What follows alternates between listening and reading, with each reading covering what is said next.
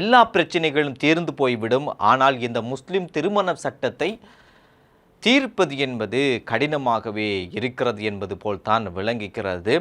இந்த முஸ்லிம் திருமண சட்டம் என்பது மிகவும் பழமையான சட்டம். இதிலே இப்போதைய காலத்துக்கு பொருத்தம் இல்லாத சட்டங்கள் பல இருக்கின்றன. எனவே இதிலே திருத்தங்கள் மேற்கொள்ளப்பட வேண்டும் என்று கடந்த காலங்களிலே பலரும் குரல் எழுப்பி வந்திருக்கிறார்கள். அவர்களுடைய கருத்துக்களையும் இதையும் உள்வாங்க வேண்டும் என்று கூட பல குழுக்கள், பல என்ஜிஓக்கள் என்று பலரும் இதற்கு பின்னால் வேலை செய்திருக்கிறார்கள். ஆனால் இதுவரைக்கும் இந்த முஸ்லிம் திருமண சட்டம் என்பது திருத்தப்படாமலே இருந்து வருகிறது. ஒவ்வொரு அரசாங்கங்கள் வருகின்ற போதும் இந்த விடயம் என்பது பேசுபொருளாக மாறும். இதனை திருத்த வேண்டும் என்று சொல்வார்கள். ஆனால் இன்னும் திருத்தப்படாமலே இருக்கிறது. முக்கியமாக முஸ்லிம் சமூகம் கூட இந்த பழமையான இந்த சட்டத்தை இந்த காலத்துக்கு ஏற்றாற்போல திருத்த வேண்டும் என்கின்ற குரல்கள் என்பது எழுந்து கொண்டுதான் இருக்கிறது. அப்படி குரல்கள் முஸ்லிம் சமூகத்திற்குள் எழுந்தாலும் இதிலே எதை திருத்த வேண்டும் என்பதிலே முஸ்லிம் சமூகத்துக்குள்ளேயே கருத்து முரண்பாடுகள் என்பது இருந்து கொண்டுதான் இருக்கிறது.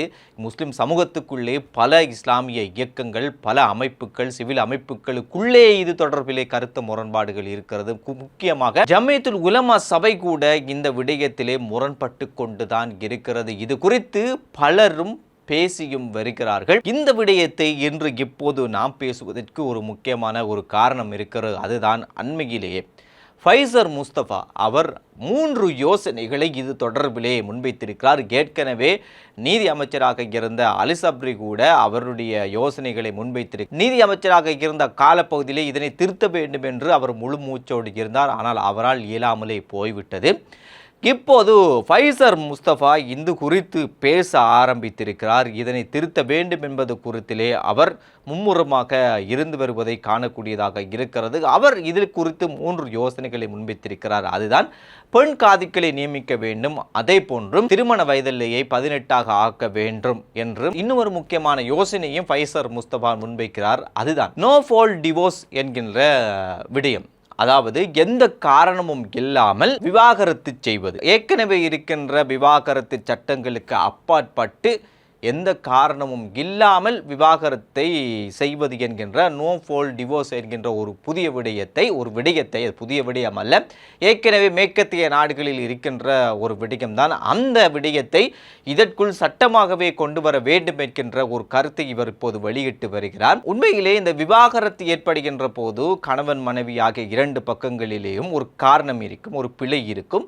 அதனை வைத்துத்தான் இந்த விவாகரத்து என்பது நடைபெறும். ஆனால் இவர் எந்த காரணமும் இல்லாமல் விவாகரத்து செய்யக்கூடிய ஒரு புதிய சட்டம், அதுதான் நோ ஃபால்ட் டிவோர்ஸ் என்கின்ற அந்த விடயத்தை இந்த முஸ்லிம் திருமண சட்டத்திற்குள்ளே கொண்டு வர வேண்டும் என்கின்ற விடயத்தை இவர் அழுத்தம் திருத்தமாக சொல்லி வருகின்றார். இந்த விடயத்தை முஸ்லிம் சமூகம் எப்படி பார்க்க போகிறது? இது இஸ்லாமிய சரியா சட்டத்திற்குள்ளே பொருந்துகின்ற ஒரு விடயமா, பொருந்தாத ஒரு விடயமா, அல்லது மேற்கத்திய கலாச்சாரத்தை இவர் கொண்டு வருகிறாரா என்கின்ற பல விமர்சனங்கள் இதற்கு பின்னால் இருந்திருக்கிறது. இதனை எப்படி முஸ்லிம் சமூகம் எதிர்கொள்ளப் போகிறது என்று தெரியவில்லை. ஆனால் ஃபைசர் முஸ்தபா இந்த ஒரு முக்கியமான யோசனையை இப்போது முன்வைத்திருக்கிறார். ஏற்கனவே முஸ்லிம் திருமண சட்டம் திருத்தப்பட வேண்டும் என்பதில் பிரச்சனை இருக்கிறது. அப்படியே திருத்தப்பட்டால் எதை திருத்த வேண்டும் என்பதில் கூட முஸ்லிம் சமூகத்துக்குள்ளே கருத்து முரண்பாடுகள் நிலவி வருகின்ற இந்த சூழ்நிலையில் ஃபைசர் முஸ்தபா இப்படியான ஒரு புதிய ஒரு விடயத்தை இதற்குள் கொண்டு வருகிறார் என்றால் இதனுடைய பின்னணி என்பது குறித்து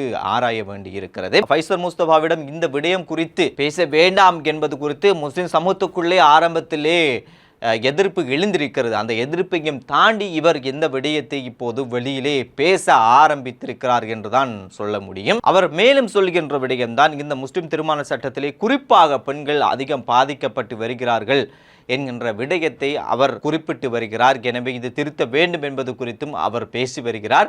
ஆனால் இன்னும் இந்த முஸ்லிம் தனியார் சட்டம் என்பது திருத்தப்படாமலே இருக்கிறது. இந்த NPP அரசாங்கம் வந்ததன் பிறகும் இந்த பிரச்சனை என்பது சரோஜா போல்ராஜினுடைய கருத்துக்கு பின்னால் ஒரு சர்ச்சையாக மாறுகின்றது. இப்போது இது அப்படியே கிடப்பில் போடப்பட்டிருக்கிறது. ஏற்கனவே தலத்தா இருக்கின்ற நேரம் அவரே சொல்லி இருக்கிறார், நான் இருக்கின்ற காலத்துக்குள் இதை திருத்த முடியுங்கள், இதற்கப்புறம் உங்களுக்கு இதை திருத்த முடியாமல் போய்விடும் என்று சொல்லியும் இருந்தார். ஆனால் அதுவும் நடைபெறவில்லை.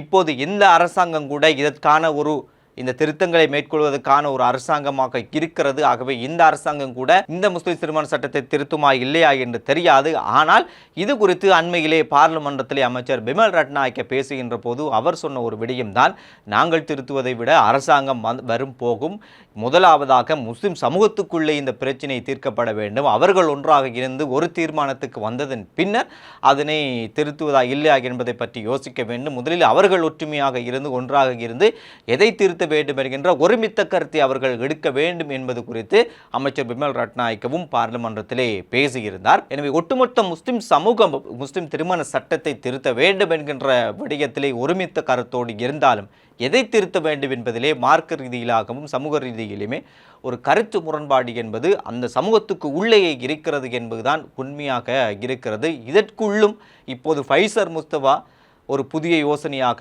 நோஃபோல் டிவோர்ஸ் என்கின்ற ஒரு யோசனையை கொண்டு வந்திருக்கிறார். இந்த யோசனையை இந்த முஸ்லிம் சமூகம் சிவில் அமைப்புகள் எப்படி எதிர்கொள்ளப் போகிறது என்பதை நாங்கள் பொறுத்திருந்தான் பார்க்க வேண்டியிருக்கிறது.